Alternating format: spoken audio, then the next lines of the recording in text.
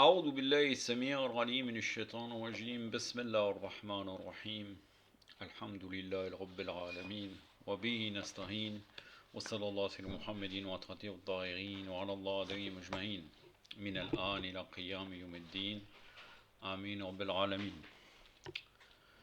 Une vidéo concernant un sujet sur l'imam Hussein alayhi salam que j'ai intitulé l'imam Hussein alayhi salam face à Abdullah ibn Omar la'natullah alayhi.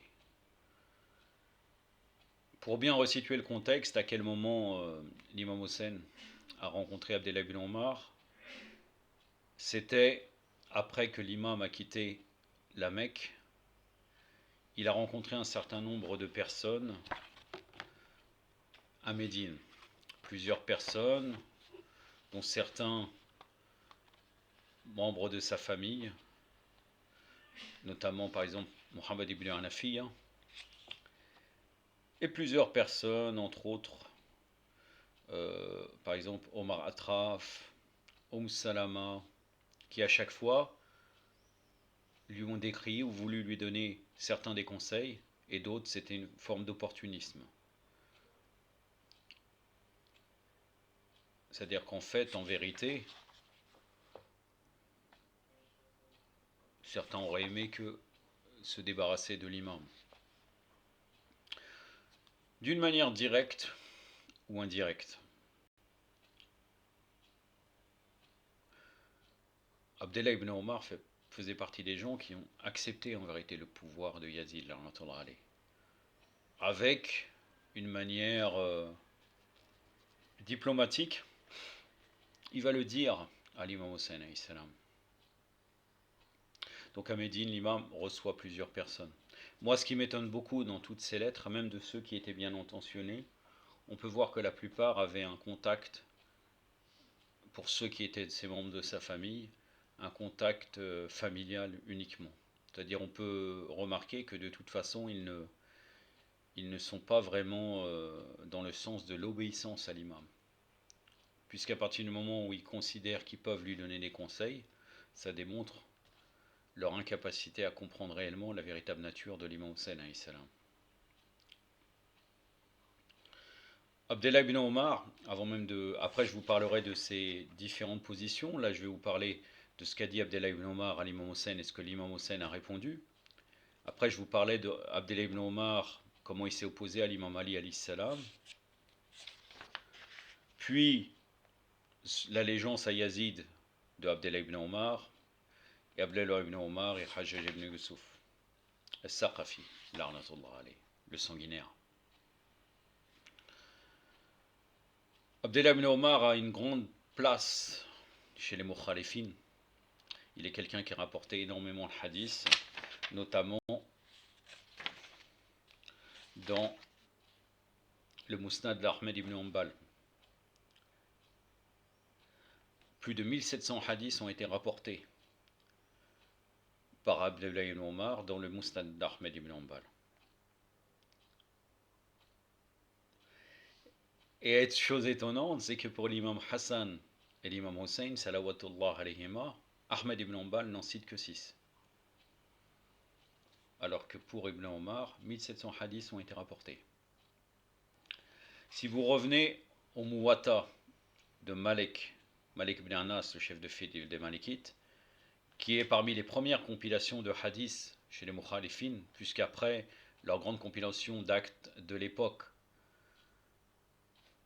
notamment de Mansour, Larnatullah alayhi al-Habasi. Donc, Malik ibn Anas était à l'époque de l'imam Sadiq alayhi salam. Et dans le Muwatta de Malik, c'est les avis au niveau du fiqh sur plusieurs questions, énormément de questions de Malik ibn Anas. Qu'est-ce qui est rapporté? En particulier, d'une manière générale, il cite Abdullah ibn Omar, l'avis d'Abdullah ibn Omar sur telle ou telle question, l'avis de Abdurrahman ibn Aouf, l'avis de Aïcha, l'arnatullah alayha. Et après, il prend position. Vous pouvez revenir, finalement, même s'ils prétendent que l'école de Médine était attachée et faisait partie des al-Hadith, et non pas les gens de l'opinion qui étaient plutôt du côté de l'Irak, il ramène la plupart du temps les paroles de ces trois, et après il donne son opinion. Donc Abdullah ibn Omar est une personnalité très importante, et on prétend qu'il suivait typiquement le prophète sallallahu alayhi wa alayhi. Et vous allez voir d'une manière ridicule. Il y a un récit chez les Mukhalifines où il est dit qu'un jour Abdullah ibn Omar il était au cheval avec plusieurs personnes, et à un moment donné il arrive sur un endroit, il fait comme ça. Avec son cheval il avance et il fait comme ça. Comme s'il évite quelque chose devant lui. Ils lui ont demandé, Abdullah, qu'est-ce que tu fais? Il a dit, Wallah, j'ai vu le prophète sallallahu alayhi wa sallam à cet endroit faire cela parce qu'il y avait une branche. Est-ce que ça veut dire cela? Est-ce que ça veut dire suivre le prophète sallallahu alayhi wa sallam? L'arbre n'existe plus et il fait cela. Et vous allez voir que toutes ces argumentations à chaque fois, par ses prises de position, dans la plupart des cas, il argumente.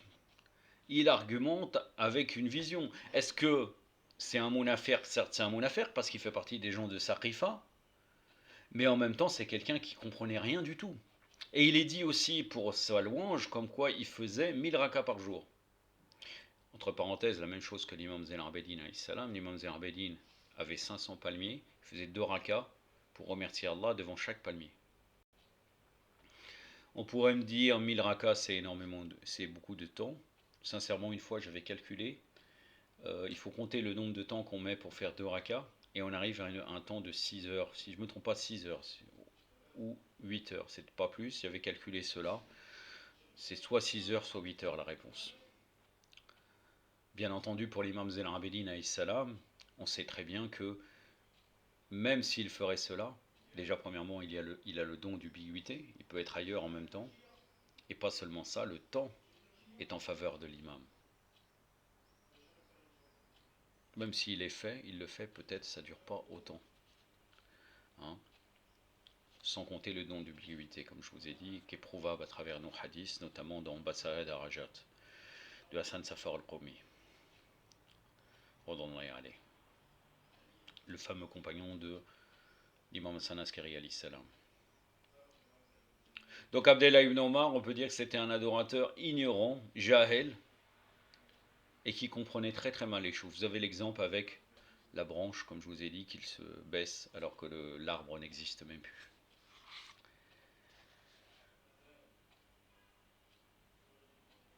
Donc Abdullah ibn Omar, quand il a rencontré l'imam Hussein, il lui proposa de s'entendre avec Yazid, de lui prêter serment d'allégeance.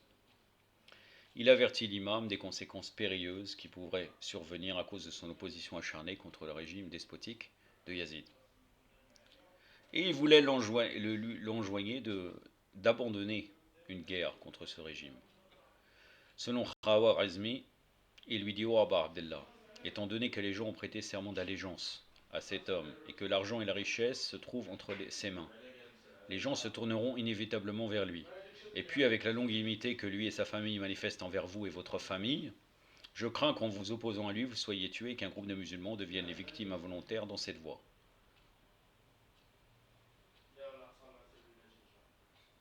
J'avais entendu de la bouche même du messager d'Allah, sallallahu alayhi wa alayhi, cette phrase qui annonçait: Hussein sera tué. Si jamais les hommes refusent de venir en aide, ils sont affligés par l'évilissement. Pour ce, je vous propose dûment de prêter serment d'allégeance, vous aussi, tout comme les autres gens, et de craindre que le sang des musulmans ne soit versé en vain.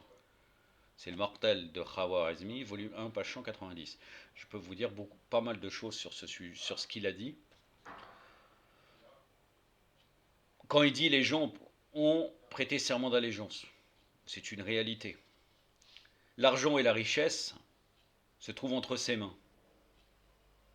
Quand il dit les gens se tourneront inévitablement vers lui, c'est une vérité aussi, car en réalité les gens sont attirés généralement par l'argent. Et il est au courant que bien entendu Yazid s'oppose et qu'il n'acceptera jamais les Ahlul Bayt alayhim salam. Et regardez son argumentation satanique, il est en train de lui dire: si tu te révoltes, un groupe de musulmans sera tué involontairement dans cette voie. Et après, pour argumenter avec une argumentation religieuse, il est face à l'imam infaillible, c'est lui le plus savant, mais il lui dit: Hossein sera tué. Il lui ramène le hadith du prophète. Hossein sera tué. Si jamais les hommes refusent de venir en aide, ils sont affligés par l'avilissement. Et d'ailleurs, elle se contredit. Parce que d'ici vous vous révoltez, des musulmans seront tués involontairement. Et là, si les gens refusent de lui prêter, de lui venir en aide, ils sont affligés par l'avilissement. Et là, il est en train de dire que dans les deux cas, le sang des musulmans sera versé. Soit tu t'opposes à lui, des gens seront des victimes involontaires. Alors en vérité, c'est faux, ils seront avec l'imam. Et même s'il y a des gens qui sont tués, c'est dû à l'oppression des Yazid. Et d'un autre côté, il lui dit, dans le hadith du prophète, comme quoi tu dois forcément revenir en aide à l'imam Hussein. Lui, bien sûr, il n'a rien fait. Il ne le fait pas. Et sa conclusion est vraiment totalement aberrante. Tu prêtes serment d'allégeance, comme tout le monde. Et comme ça, le sang des musulmans sera peut-être épargné. Subhanallah. L'imam, avec différents interlocuteurs qu'il a parlé, il a répondu d'une manière différente. Avec une réponse, c'est-à-dire les interlocuteurs qu'il a rencontrés à Médine, qui l'ont voulu le conseiller, et d'autres, etc. Et il lui répond, il lui donne une réponse suivant sa nature. Oh Abu Abderrahman, c'est sa kunya d'Abdellah ibn Omar. Ne sais-tu donc point combien le monde terrestre est vil et mesquin, de sorte que la tête coupée d'un homme élu et d'un prophète éminent tel que Yahya ibn Zakaria, alayhi wa afdallah salat ala Muhammad wa ali Muhammad, fut envoyé comme un présent pour une personne impure et bâtarde parmi les enfants d'Israël. Ne sais-tu point que les enfants d'Israël se mirent tellement opposés et renoncer à Allah subhanahu wa ta'ala qu'ils prirent l'habitude de tuer 70 prophètes chaque jour au lever du jour. Et après ces crimes commis, ils s'en allaient ensuite à leur besogne et à leur commerce divers, et se mettaient à pratiquer leurs affaires quotidiennes comme s'ils avaient commis aucun crime atroce et comme si de rien n'était. Allah leur donna un répit, mais en fin de compte, ils furent punis, et la vengeance divine les engloutit de la pire manière et de la façon la plus violente. L'imam ajouta ensuite, ô Abu Abderrahman, crains Allah et ne te retire point en arrière pour venir à notre secours. Selon Shir Sadour, ordonnant aller, lorsqu'Abdellah ibn Omar ne parvint pas à persuader l'imam, il lui déclara, ô Abu Abdellah, combien je souhaite en cette heure d'amitié et d'affection avoir permission de baiser cette partie de votre corps que baisait souvent le messager d'Allah, sallallahu alayhi wa sallam. Regardez, c'est quelqu'un qui ferait, soi-disant, un taqlid mieux que l'imam Hussein alayhi salam, du prophète sallallahu alayhi wa sallam, pour des choses khafif, des choses vraiment petites, mesquines, très, très basses, d'une bassesse totale. Je ne dis pas que c'est pas bien d'embrasser l'imam Hussein sur sa poitrine, c'est très très bien. Mais tu as l'imam devant toi qui te donne un ordre et tout ce qui t'intéresse, c'est parce que le prophète l'avait fait. L'imam souleva avec indulgence son habit et Abdallah baisa la poitrine sous la gorge de l'imam par 3 fois et déclara ensuite tout en pleurs, ô Abu Abdallah, je vous remets entre les mains d'Allah et vous dis adieu car vous serez certainement tués dans ce voyage. Subhanallah. Amali de Shir Sadour pour le majlis numéro 30. Et vous allez voir qu'à chaque fois, Abdellah ibn Omar ramène toujours quelques arguments fallacieux. Pour moi, personnellement, d'une manière personnelle, je pense bien entendu, sans aucun doute, il est un hypocrite, mais en même temps, c'est quelqu'un qui avait une raison totalement erronée en vérité. Comprenait rien du tout. Bon, déjà, la raison, là on parle de la raison selon Descartes, parce que sinon, en réalité, tous ces gens-là n'ont pas de raison du tout. Mais là, quand j'ai employé la raison, je parle de la raison comme elle est vue actuellement, parce que sinon, vous savez très bien que dans le Kafi, c'est l'intelligence du sacré, ça n'a rien à voir avec la raison. Donc là, on pourrait dire, si on veut employer les bons termes, peut-être sa logique est complètement erronée. Il n'a pas d'intelligence.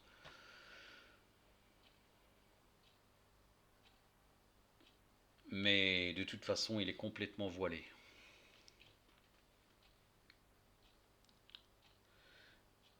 Et là, vous voyez, c'est de la pure hypocrisie. Il embrasse la poitrine de l'imam Hussein et il s'efforce de verser quelques larmes de crocodile devant l'imam et en même temps il lui dit trouve un terrain d'entente avec Yazid ibn Muawiyah, tout en connaissant le hadith du prophète sallallahu alayhi wa sallam qu'il a cité.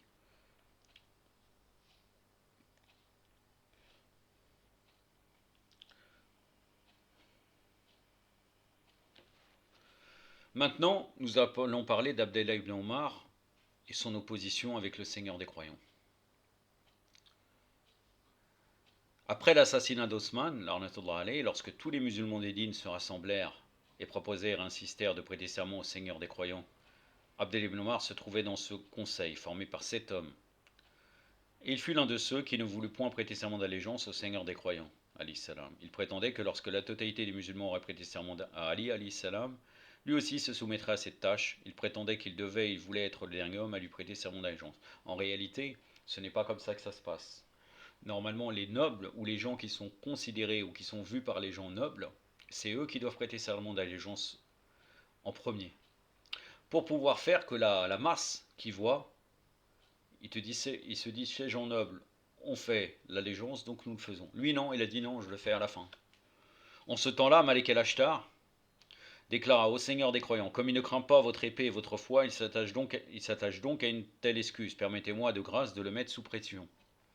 Mais le Seigneur des croyants avait rétorqué, je n'oblige personne à me prêter serment d'allégeance, laissez-le choisir librement la voie qu'il désire suivre. Un jour, on fit savoir au Seigneur des croyants, alayhi salam, qu'Abdallah ibn Omar était parti à la Mecque pour comploter contre lui et pour renverser son gouvernement. L'imam envoya un agent d'État pour l'empêcher de mettre en exécution toute action antigouvernementale. Abdallah finalement retourna tout penaud à Médine sans avoir réussi à mener à bout son funeste dessein. Il refusa jusqu'à la fin du gouvernement d'Ali alayhi salam de le reconnaître officiellement et refusa de lui prêter serment d'allégeance. Ça c'est dans Ibn Abil Adid, le commentaire de Najal Balara, volume 4, page 9 à 11. Mais après le martyr du Seigneur des croyants alayhi salam, il prêtait serment d'allégeance à Muawiyah et reconnut son gouvernement comme légitime. Là, c'est une attitude hypocrite. Et parfois, lui, il a une attitude où il ne comprend pas les choses. Moi, je peux dire qu'il ne comprend pas, il trouve des arguments fallacieux avec la religion, et je pense que parfois, il ne comprend rien.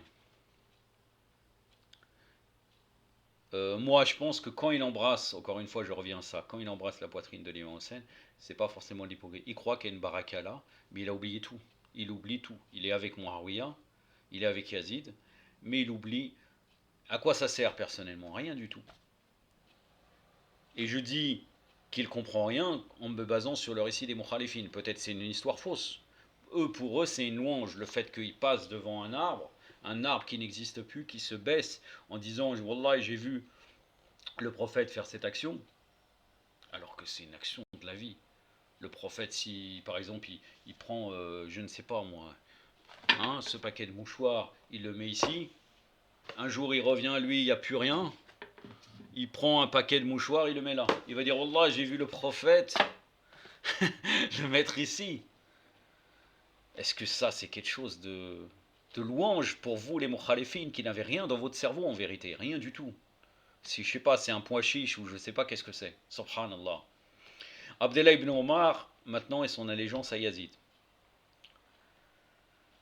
Lorsque Muawiyah s'efforçait de persuader les gens de prêter serment d'allégeance à son fils Yazid, Abdallah ibn Omar se joignit au groupe des opposants. Mais ni Muawiyah ni Yazid ne craignaient point son opposition. Ils le connaissent très très bien.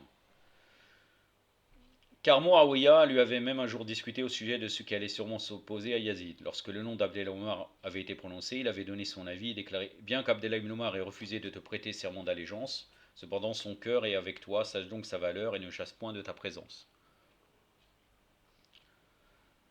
Selon les prédictions de Muawiyah, l'opposition d'Abdallah non seulement ne provoquait aucun dommage à Yazid, mais en même temps, en temps voulu, lui procura aussi l'une des plus grandes protections possibles par ses actions. C'est-à-dire qu'au moment crucial où il devait entrer en guerre contre Yazid dans le groupe des opposants ardus, et qu'en fait on s'attendait à ce qu'il défend et protégea le soulèvement de Hossein ibn Ali, il fit une toute autre chose et invita l'imam à la paix et à trouver un terrain d'entente avec Yazid. Or tout ceci aidait plutôt au renforcement du gouvernement de Yazid qu'à son affaiblissement. Ça le renforce parce qu'encore une fois, Abdallah ibn Omar est vu comme quelqu'un d'important. Les gens autour le voient. Quand il prend des positions, même s'il ne serait pas présent avec l'imam Hossein à ce moment-là, quand il dialogue avec l'imam Hossein, il peut avoir des gens, des choses qui se sont rapportées, qui ont été vues au loin, ou je ne sais pas. Il peut avoir des témoins, et le bouche à oreille arrive au fait que, regardez, Abdel Omar, lui-même, il n'a pas rejoint l'imam. Mais lorsqu'il vit qu'il ne parvenait pas à persuader l'imam, il lui fit ses adieux et se dirigea rapidement vers Médine. Et là, en écrivant une lettre à Yazid ibn Muawiyah, il déclara son entière soumission à son gouvernement et accepta son califat de tout cœur. Ça, c'est dans Fath al-Bari, ça, c'est dans Fath al-Bari, une référence des Mukhalifin, le volume 13, page 60. Et dans son allégeance à Yazid, l'arnatullah alayh, il resta tellement ferme et constant que lorsque les Médinois se révoltèrent contre Yazid après le tragique martyre de l'imam Hossein, alayhi salam, et qu'ils chassèrent le gouverneur un nommé Osman ibn Muhammad de leur ville, Abdullah rassembla tous ses enfants et tous ses proches aux côtés de ses esclaves et de ses parents lointains, et durant un discours enflammé en défense de Yazid et de son gouvernement, il déclara: J'ai entendu de la bouche même du prophète qu'au jour du jugement dernier, toute personne qui avait foulé son serment d'allégeance aura une bannière ici qui le présenterait comme un briseur de serment. Vous voyez, encore une fois, il utilise les arguments de la religion pour asseoir ses positions. Et à la suite de son discours, il avait ajouté: Nous avons prêté serment d'allégeance à cet homme, c'est-à-dire Yazid, et je ne connais une plus haute trahison que le fait de prêter serment de fidélité et de loyauté à un homme pour ensuite lui faire la guerre. Pour ce, si jamais je viens à savoir que l'un d'entre vous a brisé son serment d'allégeance à Yazid, et qu'il s'est mis à prendre le parti de ses opposants et qu'il les défende, je couperai net toute relation et tout rapport avec cette personne-là. Ça, c'est dans le Bukhari, Sahih Bukhari, volume 9, Kitab al-Fitan, le hadith numéro 6694. Finalement, toute son adoration, vous allez voir comment elle termine.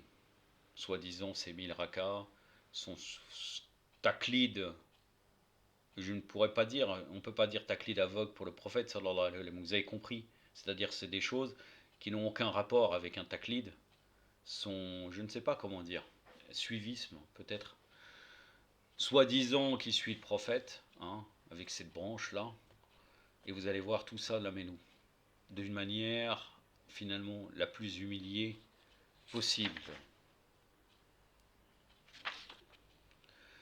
Abdullah ibn Omar et Hajjaj ibn Yusuf al-Saqafi, l'arnatullah alayh. Lorsqu'après Yazid ibn Muawiyah, Abdel Malik ibn Marwan devint calife à son tour, pseudo-calife bien entendu, il a envoyé Hajjaj ibn Yusuf à la Mecque pour réprimer Ibn Zubayr. Hajjaj entra finalement à Médine, Abdullah ibn Omar se précipita à la rencontre de celui-ci pour lui prêter serment d'allégeance. Entre parenthèses, pour ceux qui veulent une information sur Abdullah ibn Zubayr, j'avais parlé de sa biographie dans une vidéo qui s'appelle Les ennemis de l'imam Ali lors de la bataille du Chameau. Vous verrez ce personnage qui est une pourriture exactement comme les autres, comme Yazid ibn Muawiyah, comme d'une manière très claire. Les gens connaissent Ibn Zubayr, mais c'est bien si quelqu'un ne connaît pas de revenir. Donc à la Mecque, Abdel Omar vivait alors qu'Abdullah ibn Zubayr occupait la Mecque. Hajjaj finalement entra à Médine. Abdel Omar se précipita à la rencontre de celui-ci pour lui prêter serment d'allégeance. Il lui dit: Ô Seigneur, donne-moi ta main pour qu'à la place du calife je prenne la tienne et te prête serment d'allégeance. Hajjaj lui demanda: Ô Abdullah, quelle est donc cette hâte que tu démontres? Ne pourrais-tu remettre cela à demain? Abdullah lui répondit: J'avais entendu la bouche même du messager d'Allah sallallahu alayhi wa alayhi. Regardez bien, subhanallah, que si jamais un homme meurt tandis qu'il n'a pas un imam et un guide à suivre, celui-ci mourrait comme un homme appartenant à la Jahiliya. Pour ce, j'eus soudain peur et craignis que durant les heures nocturnes, la mort ne me surprenne. Et que privé d'un imam, je meurs comme le cas mentionné par le prophète, sallallahu alayhi wa alayhi, c'est-à-dire comme celui qui était mort dans la période de la Jahiliya. Regardez Hajjaj. Comment ces gens se retrouvent humiliés. Hajjaj finalement connaît cette valeur pourrie de Abdullah ibn Omar. Il sait très bien que son argument est totalement fallacieux. Et Hajjaj sait très bien lui-même, pour lui-même, qu'il est un ennemi de l'islam. Lorsqu'Abdallah a fini de parler, Hajjaj sortit son pied de sous la couverture de son lit et lui dit: Alors, au lieu de baiser ma main, baise donc mon pied. C'est-à-dire, toi aujourd'hui, qui est en train... Regardez comment Hajjaj connaît. Toi aujourd'hui qui est en train de me relater le hadith du prophète, comment se fait-il qu'au temps où vivait Ali ibn Abi Talib et là Hossein ibn Ali, tu avais soudain oublié ce hadith? Ça, c'est la parenthèse de Ibn Abil Adid dans le Char d'Angel Balara, volume 13, page 242.